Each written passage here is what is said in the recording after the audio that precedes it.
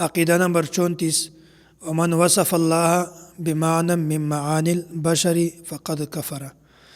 څوک چې د رسول الله صلی الله علیه وسلم د پاره د بشر د صفاتو غوندې یو صفت هم ثابت کی دا سړی کافر ده. فمن ابصر هذا اعتبر او څوک چې دا خبره د بصیرت په نگاه سره وګوري دا سړی به عبرت حاصل کی. وعن مثل قول الكفار ان زجر او د کفارو د خبرو غوندې د خبرو نه بدای باز راشي. وعلم انه بصفاته ليس كالبشر او دایو په دا خبره باندې یقین وکي چې الله تعالی صفات د انسانانو غوندې نه دي. امام طحاوی رحمت الله علیه د خبرې ته اشاره کول غواړي چې قرآن کریم د الله تعالی کلام ده د الله تعالی صفت ده. لکه څنګه چې الله تعالی ذات او د الله تعالی صفات دا د کیفیت نه پاک دي داسې کلام الله دا هم د الله تعالی صفت ده دا هم د کیفیت نه پاک ده. قرآن کریم الله جل جلاله پر رسول الله صلی الله علیه وسلم باندې را نازل کړی ده او بغیر د کیفیت نه د قول په شکل کې د الله تعالی نه د ظهور شوی ده. او الله تعالی د لپاره صفت کلام ثابت ده خو بغیر د کیفیت نه.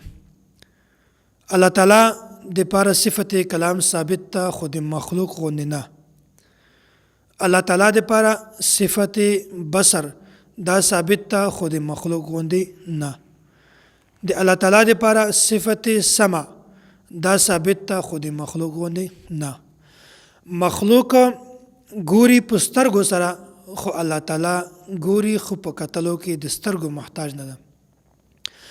مخلوق انسان دا اوري په غوږو سره خو الله تعالی اوري خو په اوریدلو کې د غوږو محتاج نه ده.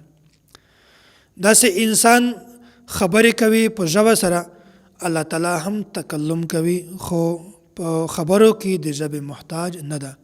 نو دا فرق ته چې انسان چې کوم صفات دي دا د کیفیت محتاج دي او د الله تعالی چې کوم صفات دي دا بغیر د کیفیت نه دي. د وجه څه ده ځکه چې الله تعالی دا بے نیاز ذات ته قل هو الله احد الله الصمد الله تعالی یو ده. الله تعالی د هیڅ محتاج نه ده خو ټول د الله تعالی محتاج دي.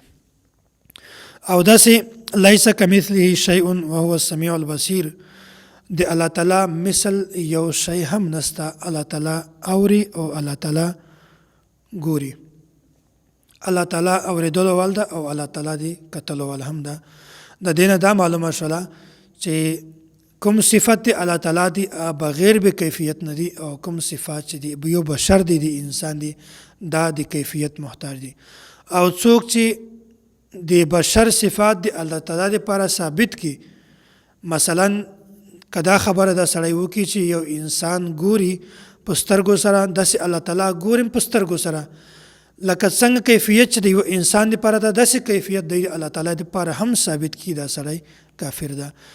نو الله تعالی ګوري اوري خو په اوریدلو کې کتلو کې د سترګو محتاج نه ده دغسې د غوږو محتاج نه ده د ژبې محتاج نه ده خو انسان دا د ژبې هم محتاج ده د غوږو هم محتاج ده د سترګې هم محتاج ده.